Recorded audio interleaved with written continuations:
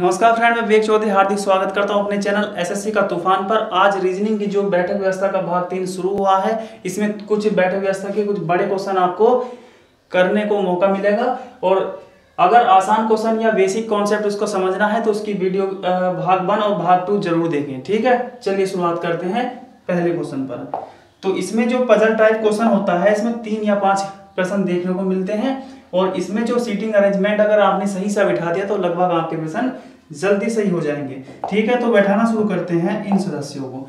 कितने सदस्य हैं? 6 सदस्य हैं, 7 सदस्य हैं। P Q R S T V और डब्ल्यू एक गोल मेज पर अंदर की ओर मुंह करके बैठे हैं। एक अंदर की ओर उनका मुख है, 2 3 4 5 6 और एक 7।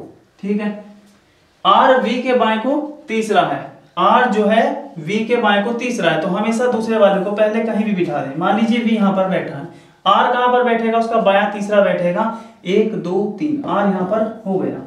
अब लिखा है आगे जो, और जो किसको कहा जाता है? जो कहा जाता है दूसरे वाले व्यक्ति के लिए संकेत दिया जाता है। जो आ जाए, जिसे आ जाए, किसी वाक्य के बीच में यदि जो, जिसे और जिसको लिखा आ जाए तो वो पिछली लाइन पढ़ें और उसमें दूसरे व्यक्ति की ओर इशारा करता है। ठीक है, यदि यहाँ पर और होता तो वो पहले वाले व्यक्ति को संकेत करता।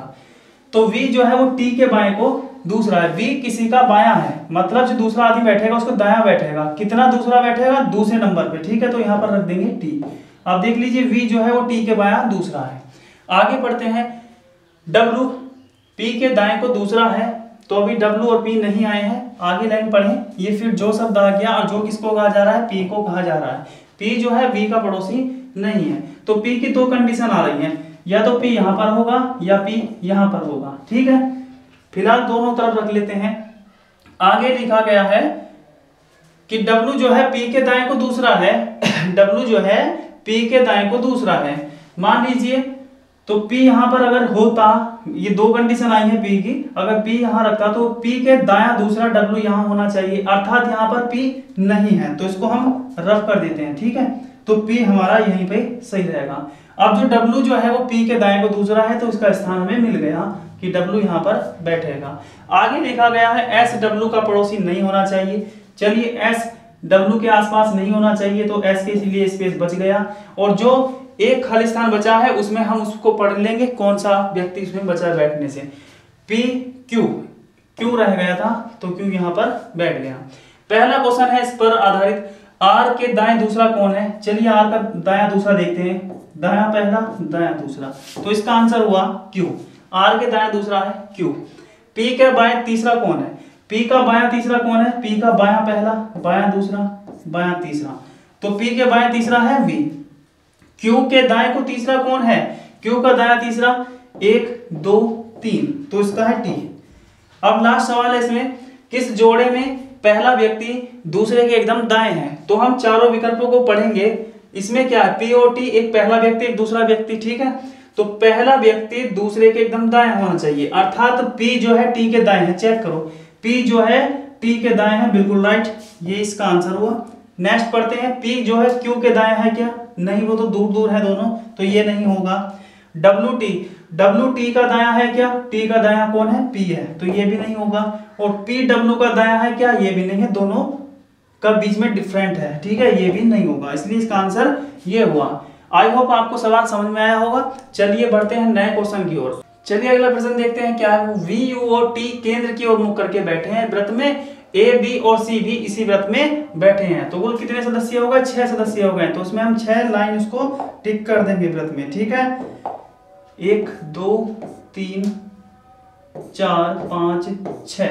ठीक है, तो अब आगे लिखा है कि जो बाद वाले व्यक्ति हैं ए बी सी, उनमें से केवल 2 के मुख जो है वो बाहर की ओर हैं, मतलब केंद्र की ओर नहीं है। तो 6 सदस्यों में 4 का मुख अंदर की ओर है, 2 का मुख बाहर की ओर है, और वो किन में से है? वो ए में और बी में और सी में से केवल 2 है। ठीक है, अब पहली लाइन पढ़ते हैं कि वी जो है वो सी के बाएं को दूसरा है। वी जो है वो सी के बाएं को दूसरा है। मान लीजिए सी यहां पर है, ठीक है, तो बी उसके बाएं को दूसरा है। अगर सी का मुख, ये कंडीशन पड़ रही है कि इसमें क्या काम करोगे आप? 2 डायग्राम लेके चले तो बेटर रहेगा। उसमें हम 6 टिक लगा देंगे, कौन सा भी सही हो सकता है इसमें, ठीक है। तो इसमें हमने सी को बाहर की ओर मुख कर लिया और इसमें सी को हमने अंदर की ओर मुख कर लिया। चलिए बैठाना शुरू करते हैं। तो बी जो है सी के बाएं को दूसरा है, तो वी इसमें बायां किधर बैठेगा, वो यहां पर बैठेगा, बी यहां पर बैठेगा। आगे पढ़ते हैं, अगर इसमें बायां को बैठाएं तो कहां बैठेगा, वो यहां पर बैठेगा, इसका बायां, ठीक है। तो U जो है A के दाएं को दूसरा है, अभी उसको हम नहीं बिठा सकते, B और C वाला जहां भी कोई लाइन लिखी हो उसको पढ़ लें। ये रहा, C D के दाएं को दूसरा है, C T के दाएं को दूसरा है, तो T के दाएं को दूसरा है, तो हम T कहां पर रखें, यहां पर रखेंगे। देख लीजिए T का मुख अंदर की ओर है और उसका दायां दूसरा C है।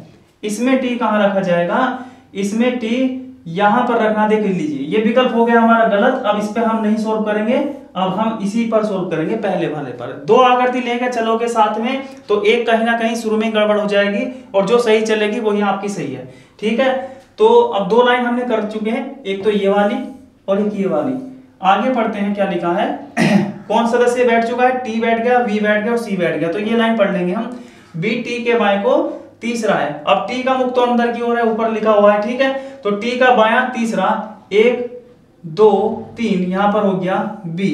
अब एक व्यक्ति और ऐसा है जिसका मुख बाहर की ओर हो सकता है, वो ए भी हो सकता है या बी भी हो सकता है, इनमें से एक पड़ेगा, ठीक है। आगे पढ़ते हैं, यू ए के दाएं दूसरा है। अब इसमें दो स्पेस बच रहे हैं, यू ए के दाएं दूसरा है। मान लीजिए अगर हम यहां पर ए लिख दें, यहां पर ए लिख दें तो u इसका दायां नहीं बैठ पाएगा। अगर हम यहां पर a लिख दें, उसका मुख अंदर की ओर कर दें तो उसका दायां यहां पर बैठ जाएगा। कौन बैठेगा, वो u a का दायां दूसरा और u का मुख अंदर की ओर ही है, ठीक है। इसमें क्या हुआ, 1 2 3 और v का मुख किधर था, वो भी अंदर की ओर था। तो 4 सदस्य ऐसे हो गए जिसका मुख अंदर की ओर मिल गया और एक मुख ऐसा है, एक C ऐसा है जिसका मुख बाहर की ओर है, तो जो बचा है उसका मुख भी बाहर की ओर होगा, ठीक है। चलिए हमारा जो डायग्राम है सही बना हुआ है, अब इस पर हम आंसर देते हैं, ठीक है। किसके मुख विपरीत दिशा में हैं, तो एक तो B है और एक C है, दो के मुख बाहर की ओर है। B के संबंध में T का स्थान देखना है, B यहां पर है और T यहां पर है। अगर दाएं को पढ़ें, B का दायां तीसरा, तो इसका एरो बाहर की ओर है तो दायां इधर को चलेगा, 1 2 3, और उधर को चलेंगे 1 2 3, ठीक है। तो या तो दाएं से तीसरा या बाएं तीसरा, दोनों कंडीशन अप्लाई होंगी इस पर। आगे पढ़ते हैं, C के संबंध में B का स्थान, तो अगर बाएं को पढ़ेंगे तो बायां दूसरा, या तो विकल्प में होगा बायां दूसरा, या दायां कौन सा होगा, 1 2 3 4, तब होगा दायां चौथा। तो जोन सा विकल्प में मिले आपको वो लगा देना है। U के संबंध में A का स्थान, तो U के संबंध में 1 2, वो है बायां दूसरा, इसका आंसर है बायां दूसरा, ठीक है। तो जब भी कोई ऐसा बैठक व्यवस्था में कोई आपके सामने कोई क्वेश्चन परेशान सा करने लगे, तो आप क्या काम करें, उस क्वेश्चन को 2 सर्किल बनाकर उसको सोल्व करें। एक सर्किल कहीं ना कहीं जाकर मध्य में ही गलत साबित हो जाएगा, फिर जो बचेगा उस पर आप आगे अपना काम करते रहें, ठीक है। चलिए अगला क्वेश्चन देखते हैं। अगला प्रश्न है, तल पर आधारित इमारतों में कुछ व्यक्ति रहते हैं, ठीक है। उनको फ्लैट के आधार पर एक पजल टाइप प्रश्न आता है, ठीक है, कुछ बड़ा क्वेश्चन होता है। तो इसमें दिए गए प्रश्न 4 या 5 हो सकते हैं मैक्सिमम, बैंक में अधिकतर प्रश्न आता है ये, ठीक है। तो इसमें माया, पवन, अमित, अरविंद, रघु, राजीव, अशोक एक इमारत के तलों पर रहते हैं। तल किसको कहते हैं, जैसे ग्राउंड फ्लोर, ठीक है, फ्लोर को तल कह देते हैं। तो कितने फ्लोर हैं, 2 3 4 5 6 7, ठीक है, ये 7 फ्लोर है। अरविंद जो है वो सम संख्या वाले तल पर रहता है।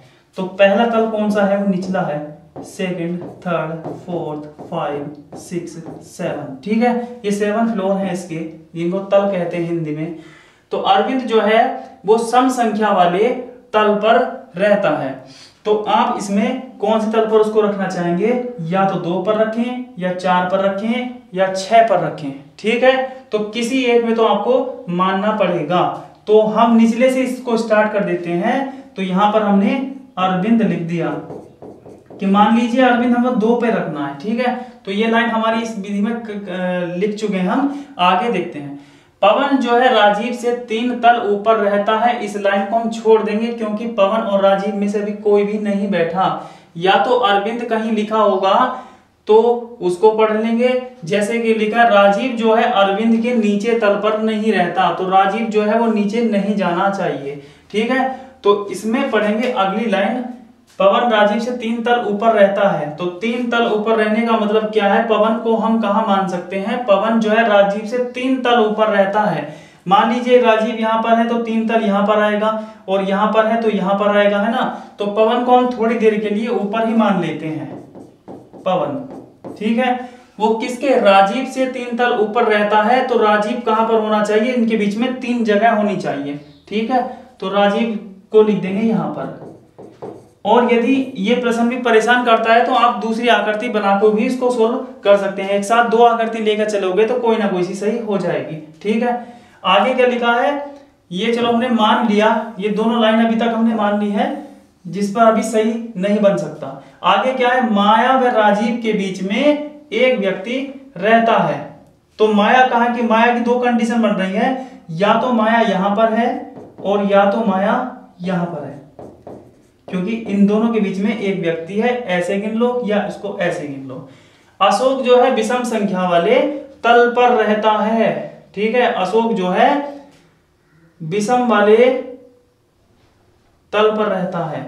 तो अशोक के लिए या तो ये बची या पहली वाली, जहां माया 2 जगह जा रही है वहीं पर अशोक 2 जगह, इसका नंबर आ सकता है। तो यहां पर लिख लिया हमने अशोक, और अशोक हो सकता है कि वो नीचे भी हो जाए, ठीक है। अशोक नीचे भी हो सकता है क्योंकि विषम तल पर है।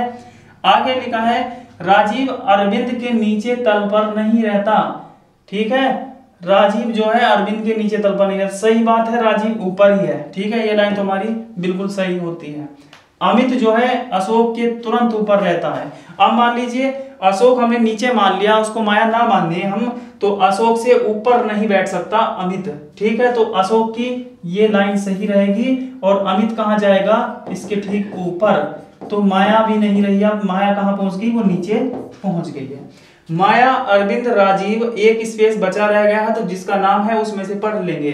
कौन रह गया, वो रह गया रघु, ठीक है। तो इस पर हम प्रश्न सोल्व करते हैं। तो पहला प्रश्न क्या कहता है, तल 3 पर कौन रहता है, तीसरे तल पर कौन रहता है, वो रहता है राजीव। रघु के तल के ऊपर कौन रहता है, वो रहता है अशोक। सबसे ऊपर कौन है, पवन। अमित कौन से तल पर रहता है, अमित जो है वो 6ठे तल पर रहता है, ठीक है। तो ये आपका प्रश्न हुआ पजल टाइप, ठीक है। तो चलिए आज बैठक व्यवस्था को लगभग एंड सा कर दिया है, और इसमें कोई डाउट बचे तो आप कमेंट बॉक्स में आप हमसे पूछ सकते हैं, ठीक है।